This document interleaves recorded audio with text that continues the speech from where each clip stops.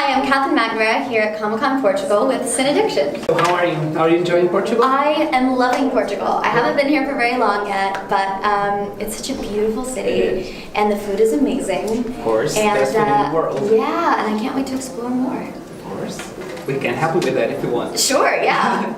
So we need to ask you a few questions about Shadowhunters, of course. Let's do it. So the more experience Clary gets being a Shadowhunter, the more you get to have fun with stunts. Yes. I'm sure it can be hard work, but it must be a great way to keep your days on set fun and light. Mm-hmm. Do you have a stunt we were particularly proud of? Gosh, there's so many. There's some really cool fights and really amazing stunts coming in 3A. I don't know what happens in 3B yet, but I can speak about the first 10 episodes.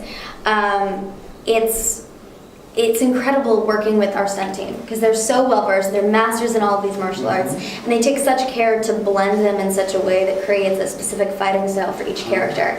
And it's been amazing working with them, not only to build my skills, but to craft Clary's skills as she learns more, as she has a new weapon this season, which we see a little glimpse of in the trailer. It's there are these two daggers that have a good bit of significance. So that's revealed in the first episode, so we'll see. I can't say any more than that. But there's a really cool stunt that we do in the first episode. It's our first ever dual wire gag, where we have two of us on wires and we're doing stuff in the air simultaneously. I can't say any more than that, but it's a real testament to our team because they are constantly thinking of ways to build and grow the show to up their own game, and I think it's really important for all of us to keep pushing ourselves like that. Well, that's why the show keeps getting better and better. And Jocelyn's death was a big change from the books, and one that impacts Clary. Yeah. In what way do you think losing her mom has changed Clary? I think the biggest way it affected her is that she suddenly became responsible for her own actions. She became an adult in that moment, even just by nature, even if she wasn't ready for it. And it forced her to grow up in the sense that she had to take charge of her own life and really fight her own battles and make her own choices because she didn't have her mother around to protect her, to advise her, to tell her what to do anymore. So she has Luke, she has the rest of her friends, she has Magnus, but she was kind of on her own a bit from that point, at least from a family standpoint. Okay then, and the show seems to be investing a lot in Clary and Izzy. Yeah. But do you think the relationship will develop any further?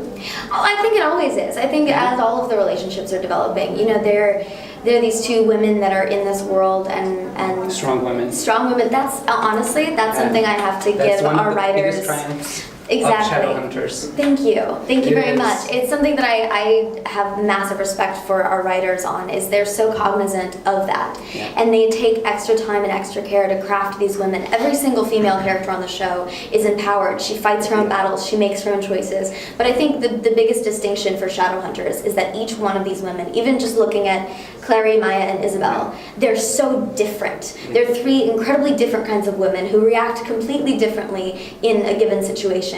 And yet it shows, hopefully, young people that the strong, empowered, and the strong, empowered woman is not necessarily one kind of woman. It can be any woman. Yeah, that's true. And then, is there any character that Clary hasn't interacted with and you wish she would? Oh, I want to interact with everyone. I really think Clary and the Sealy Queen need a confrontation because, and the relationship it gets worse. It just deepens in season 3. Season 3? Yeah, she keeps messing with stuff and people, and it's just. She's a bit annoying.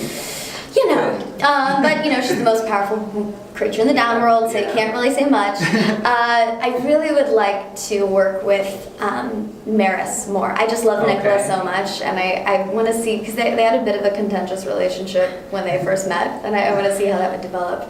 Who else do I want to work with more? I'd love to work with Jade more. I'd love to work with David more. Just the people I don't get to see very often. But everybody else I get to see intermittently at least. And that's sort of the fun of it, is I have such different personal relationships with everyone on the show that lends itself to the different character relationships as well. And each character brings out a different side of Clary and brings out a different element and a different characteristic in her. And I love playing all those different facets. And do you think the tone of Shadowhunters will shift? Will it become darker than it already is? Absolutely. Because what we saw happen in episode 20 is we saw all of these choices made, we saw all of these major events happen. Yeah. And particularly for Clary, speaking from a character standpoint, she killed her own father. Yeah. And that changes a person. I mean, if you think about the timeline of our show, all of this has happened in the course of 50 days. Yeah. So in the course of 50 days, Clary found out she was a shadow hunter, lost her mother, found and lost her brother a couple times, and killed her own father. And all of those events take a toll. And so this shadow world that was once a world of kind of glitter and wonder and magic has now become a world of death and cutthroat, cold-hearted danger. And she's aware of that now, and she's looking at the world more from that perspective in this upcoming season. And we also see a lot of the consequences of the actions that everyone took, and how that affects events moving forward. Okay, then so we can expect a darker season. Yeah, well, it's in that sense too. It's definitely more horror-based this season. We have a lot more horror elements. There's a lot more blood. There's a little bit more gore here and there, and there's more of the horror style of cinematography at times when we need it. Okay. I'm curious. So the universe's mythology is really vast, and a lot of different props come with it. Mm-hmm. If you could steal one prop from the set, which one would be?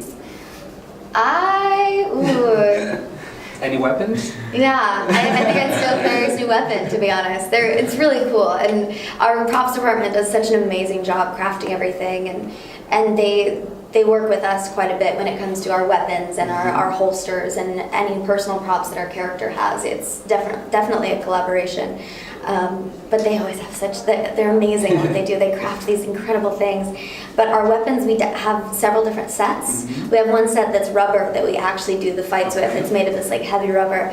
And then we have a metal set that's really shiny and beautiful that we use for different specialty shots or for just carrying them and just need to look tough and aren't actually doing anything because they're dangerous and sharp and heavy. It's true. So then, Comic-Con seems like a perfect place for Simon and Clary to hang around. Yes! If they were here, both of them, what do you think they will do? Oh, I think they would definitely be checking out the vintage comics and buying some collector's items, as well as Clary would be talking to all the artists, Simon would be talking to all the writers, and they'd definitely attend as many panels as possible. And they would come in cosplay, for sure. You've accomplished a lot at a really young age. What kind of projects do you want to embark now? I sort of made a promise to myself when I started this that I wanted to do a little bit of everything. I want to play every kind of character. I want to work in every genre. I want to work in every medium. But I always want to be challenged because that's how you grow. And that's why I'm in this industry, and what I love about this job is that you're constantly growing, you're constantly learning, you're constantly doing something new. And I think the way to utilize that most is by constantly pushing yourself outside your comfort zone. Yeah. You know, my favorite thing is when I read a script and I go, I don't know if I can pull that off. Because I know that when I get there and when I work on it and do the project on the day, that you make it happen and you learn through that. Well, then, just one more question. Okay. Discovering Sebastian's story and enduring all the manipulation and violence that came with it was clearly tough for Clary, but she still had some empathy for her brother. Yeah. What can we expect going forward? This is a constant conflict for Clary, and I think will continue to be, because she knows what it's like having Valentine for a father, but she also knows that Sebastian, Jonathan, knows that more than anyone, even more than she does. And there's a certain understanding she has in that sense that he never even had a chance because of the demonic blood, because of everything. And there's a sort of tragedy in that she always wonders what could have been, but it's coming to the realization that can never be and that could never be because of what Valentine did. And you know, as much as she tries and wanted to give Sebastian a chance, wanted to try and make it work, at that point there was no foreseeable solution, and she had to protect the people that she could save. So that's sort of where that ended up, but she still feels the weight of that sort of decision that she made and the weight of that loss. Okay, and then last one. Creating runes is a huge skill in the shadow world, but I think it could also be really useful in everyday life. Indeed. What time would you create to make life easier? What type of rune? I would create a closet cleaning rune because I'm the perpetual trope of I clean my closet and then I have to decide what to wear, that situation. So yes, I can never keep my closet clean, so I need some help there. Well, thank you so much for this. Thank you very much. Can I take a picture? Of course. Well then,